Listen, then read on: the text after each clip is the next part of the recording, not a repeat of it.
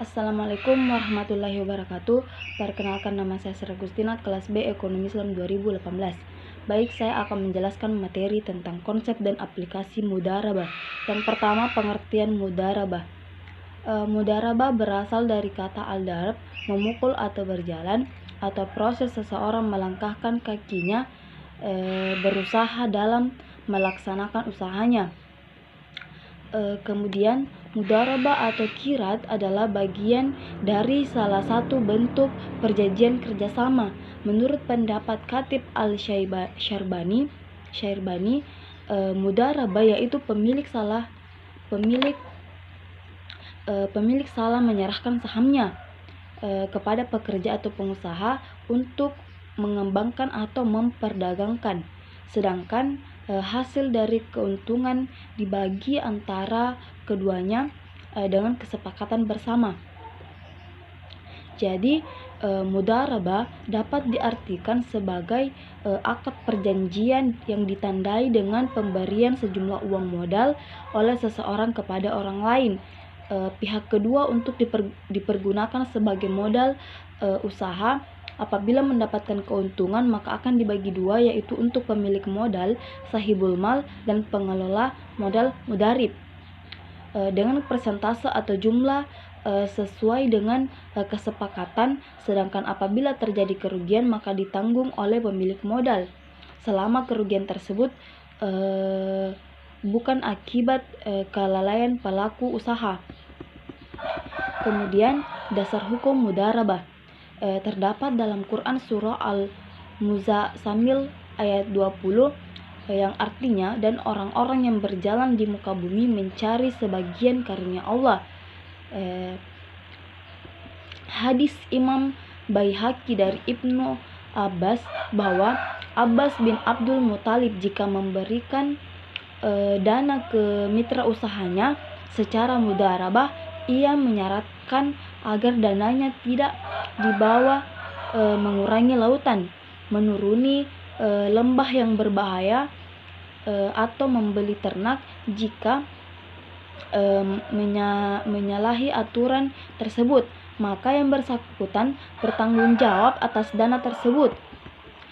Kemudian hadis riwayat Ibnu Majah dari Suhaib radhiyallahu anhu bahwasanya Rasulullah SAW bersabda, ada 3 hal dalam berisi berkah, yaitu jual beli dengan kontan, menyaratkan permodalan, dan mencampur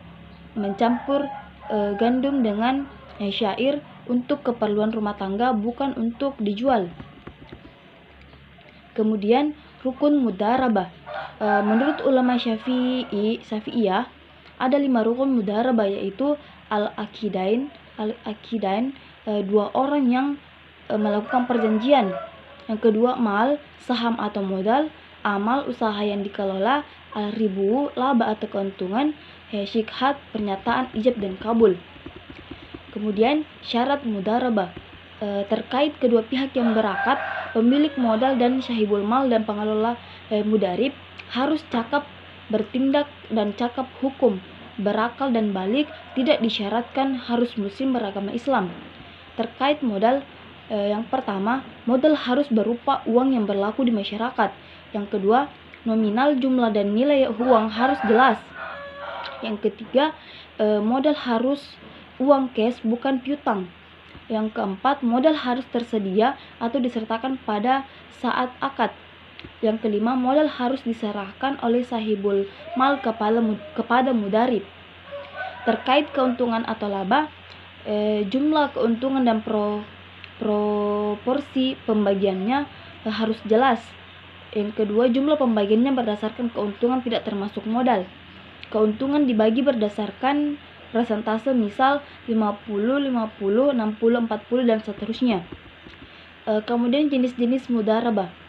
Mudharabah mutlaqah, pengelola modal diberi keleluasan dalam mengelola dan menjalankan modal. Misalnya keleluasaan dalam menentukan jenis usaha, lokasi usaha dan tujuan usaha. Yang kemudian mudharabah muqayyadah, pemilik modal sudah menentukan usaha yang harus dijalankan oleh pengelola modal. Oleh karena itu, pengelola modal harus menjalankan usaha sesuai dengan kesepakatan dengan pemilik modal saat akad. Jenis usaha, lokasi, jangka waktu pun dan tujuan usaha harus sesuai dengan kesepakatan.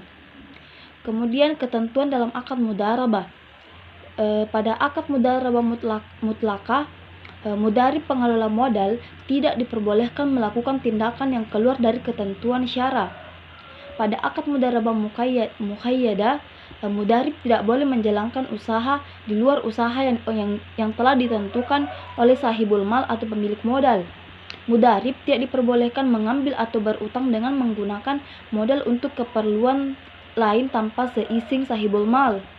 Mudarib tidak diperbolehkan membeli komoditi atau barang yang harganya lebih tinggi dari modal yang telah disediakan. Kemudian mudarib tidak diperbolehkan mengalihkan modal kepada orang lain dengan akad mudharabah atau mengoper modal. Mudarib tidak diperbolehkan mencampur modal dengan harta miliknya. Mudarib melakukan usaha sebagaimana mestinya sesuai perjanjian. Kemudian aplikasi mudharabah. Pembiayaan modal kerja, modal bagi perusahaan yang bergerak dalam bidang industri, perdagangan, dan jasa. Pembiayaan investasi untuk pengadaan barang-barang modal, aktiva tetap tanah, gedung, dan lain-lain. Pembiayaan investasi khusus, bank bertindak dan memosisikan diri sebagai arranger yang mempertemukan kepentingan pemilik dana seperti yayasan dan lembaga keuangan non-bank dengan pengusaha yang memerlukan. Kemudian, manfaat dari aplikasi mudharabah.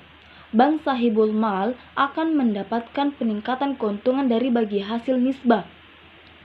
Pada saat keuntungan usaha nasabah mudarib meningkat, nasabah juga memperoleh keuntungan dari hasil usaha akibat penyertaan modal dari bank. Pengembalian pokok pembiayaan disesuaikan dengan cash flow atau arus kas usaha mudarib sehingga tidak memberatkan nasabah atau mudarib. Prinsip bagi hasil nisbah dalam mudharabah berbeda dengan prinsip bunga tetap karena bank akan menagih penerima pembiayaan nasabah atau mudarib satu jumlah bunga tetap flat berapapun keuntungan yang dihasilkan sekalipun merugi dan terjadi krisis ekonomi. Baik, mungkin itu saja penjelasan dari saya. Kurang lebihnya mohon dimaklumi. Assalamualaikum warahmatullahi wabarakatuh.